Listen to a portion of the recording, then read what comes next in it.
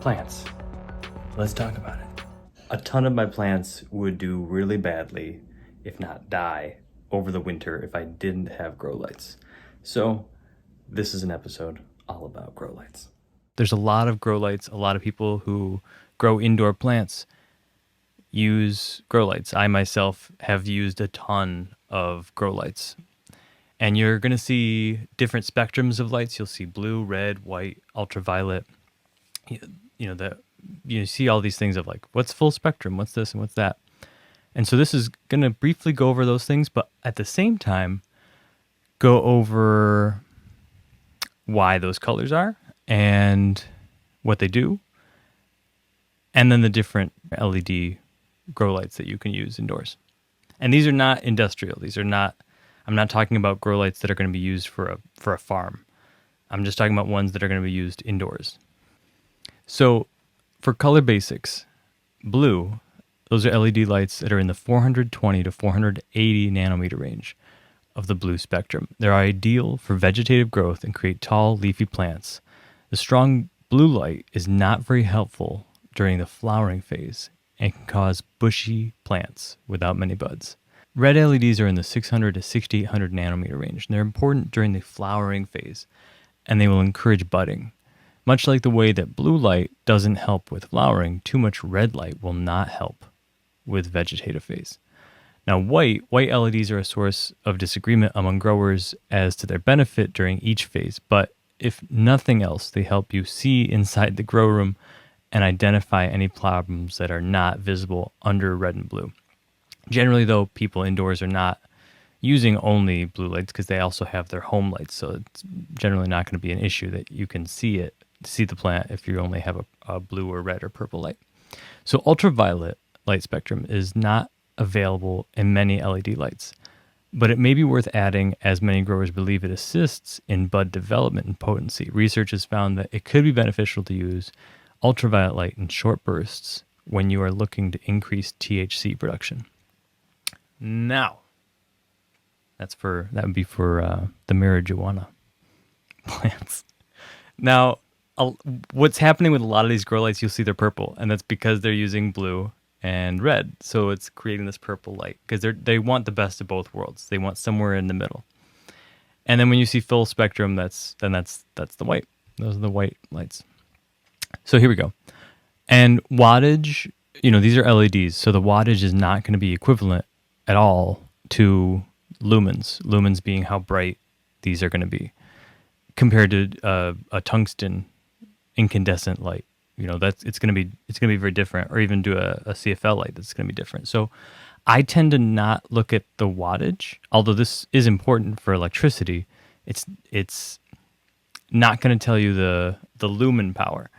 So when you're looking at these types of lights, you'll see here, blah, blah, blah, blah, blah, blah, blah, and then we see 5,000 to 8,000 lumens, which means this is insanely bright.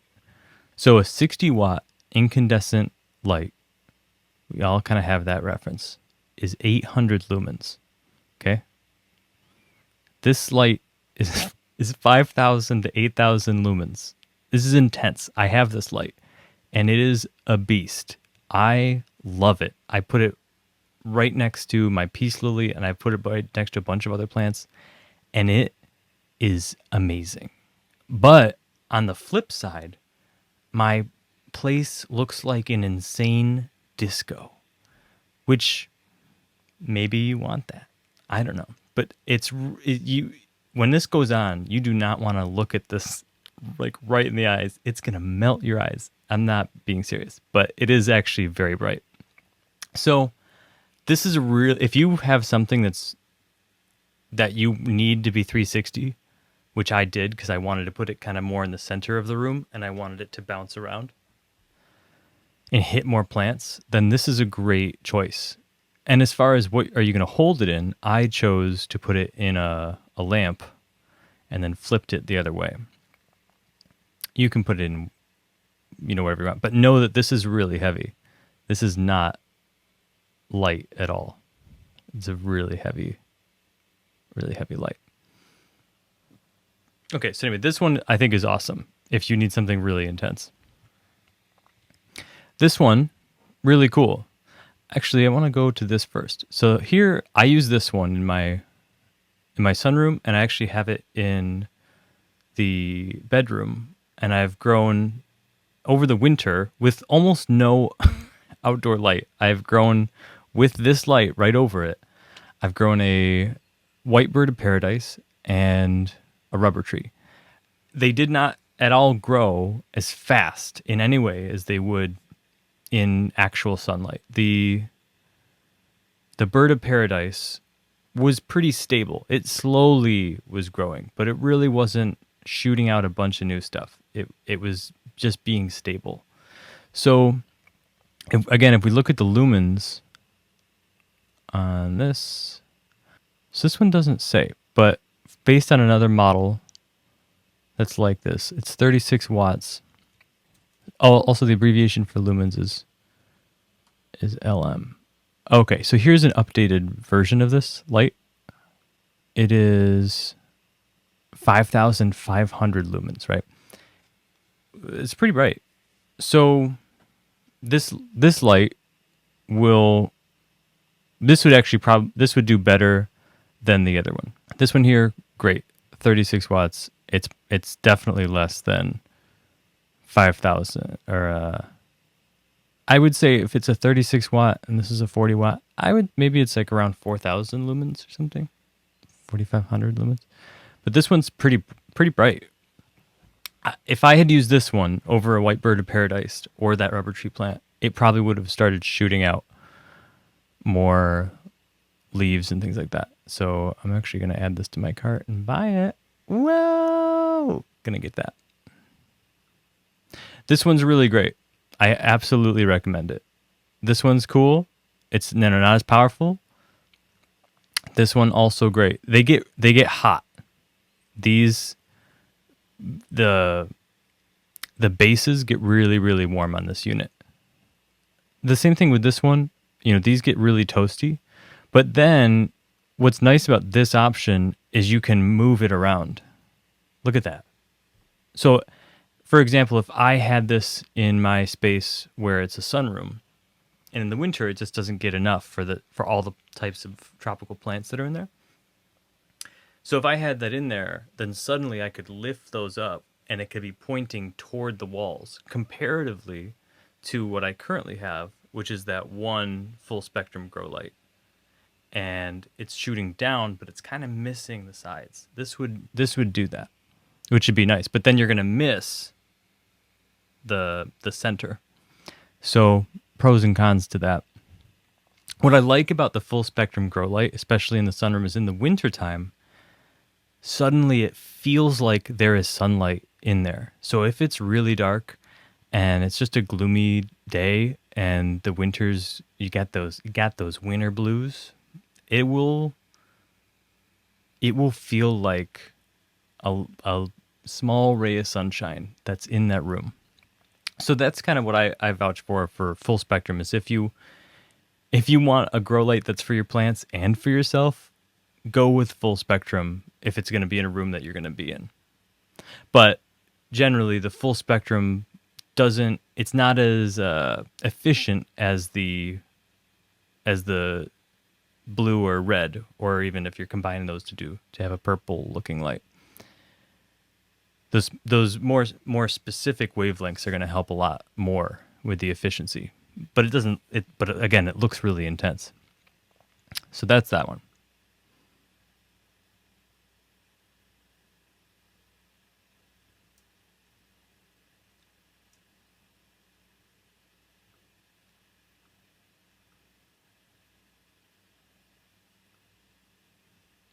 This one, I've got this one this is a full spectrum, but I have this in a 100-watt version with blue and red LEDs, and it works really good. I've actually had it for years. It's not encased, so these LEDs are exposed, which might freak some people out, but I've never had an issue with it, and it works really well. And again, I've been using that for 4 years. So whether you're using the full spectrum or the certain wavelengths of LEDs, I think this is a really good unit. This unit also gets toasty. So this 50-watt one, and you can actually, this is a really great example because this shows you, which type do you want. We have 30 watts, 1500 to 2000 lumens.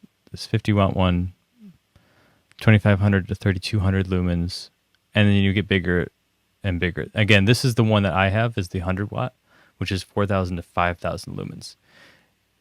A lot of people will take their grow lights and they'll kind of put them far away from the plants, but you really need them pretty close to the plants in order to work well.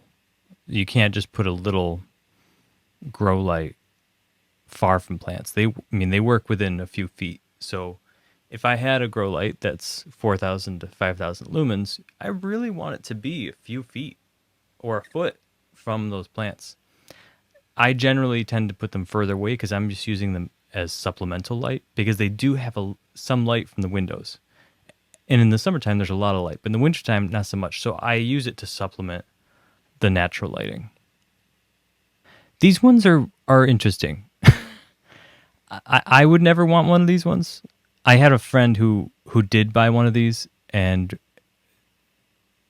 ended up using it, but not totally liking it. He used it for an indoor hydroponic setup that he did with fish and plants on top. And you got to rig it up to the ceiling. So there's these lines, the cables here, and then they're going to hook up to the ceiling somewhere. So I just feel like, for me, I want it also to look really nice. So in mine, I'm putting it into a lamp, or I'm putting it into a light fixture. I'm trying to put the grow lights in places that look not totally insane. When I look at my place or I have guests over, it doesn't look bad. It's really important to me to have good aesthetics as well. I don't want to just grow plants and compromise aesthetics. These ones are really, these are good for really tiny plants. So if you have one plant and you just want to focus it on that, this is a great example. This photo is a perfect example. If you have a little plant and you want to focus it on one of these little plants, this will do great. And you want it to be close, because it is not powerful. I don't even know how many lumens it is. Here's someone using it. So you can see it doesn't cover a lot of space. They're using it for really small plants. And that's what it's perfect for, is some really small something. Whatever that might be. Whatever that something is. Same deal with this one also.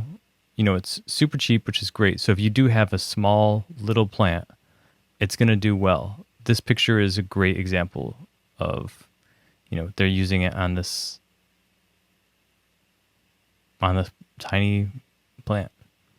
They've mounted it to the wall here, and then it's showing down. So that's totally good for the most basic tiny light.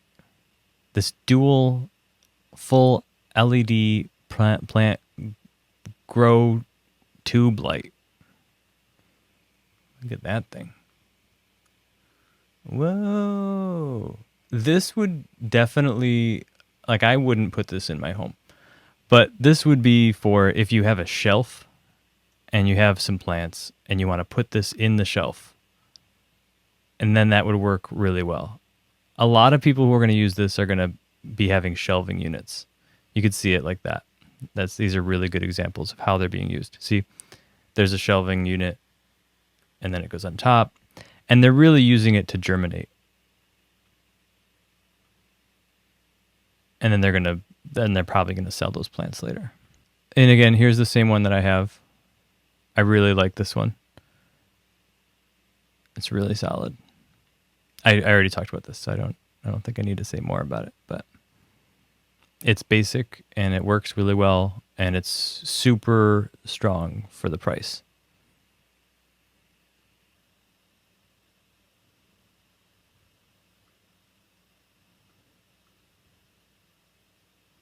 This is a really cute idea.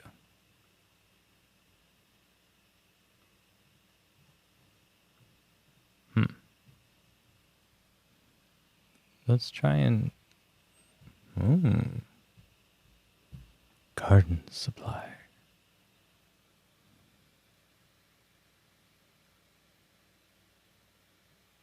Oh, here we go.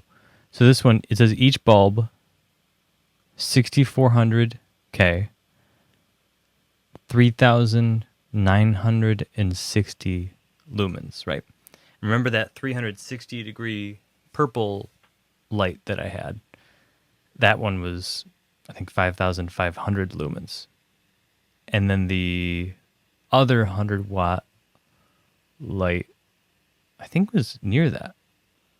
Yeah, 4,000 to 500 lumens for this 100-watt LED light. This is cute, but it's really expensive for, I mean, I guess you're getting this whole thing, so that's pretty cool. Anyway, here's another option of what you can put inside. Adorbs. Adorbs. But also really expensive. Wow. This one. Let's look at how many lumens this is. So I'm going to search for LM, which is not coming up. So now I'm going to search for literally lumens. Not found. Well, that's disappointing. I mean, a 1,200 watt LED. Yeah, I mean, it's a the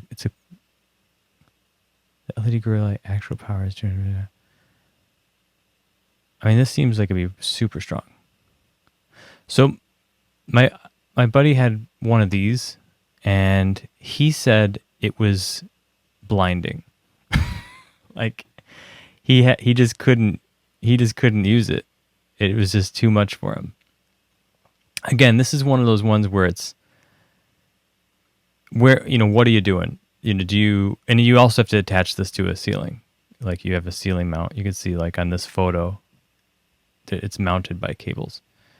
But if you're growing something that it looks industrial, and then this is great. But it's not aesthetically pleasing if you want to have guests over and go, and here's my giant, super bright light. I mean, again, this isn't huge, but for an indoor home setup, this is intense.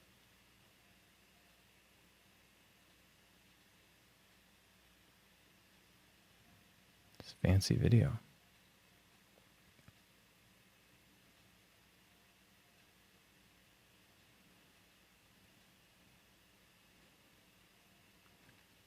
Yeah, like this is made for people who are doing vegetation growing indoors. Indoor LED grow garden. Oh, so these kind of things, there's a lot of these. So I don't want to look at just this one. But these kind of grow gardens are freaking adorable. And they're really cute. You just have to remember that, whether you're trying to grow herbs in it or you're just trying to grow succulents in it, you have to remember that they're going to grow, most likely, they're going to grow out of it. They're going to keep getting bigger. So it's more of one of these things where you're going to grow it in there, it's going to get big, and then you're going to want to move it out.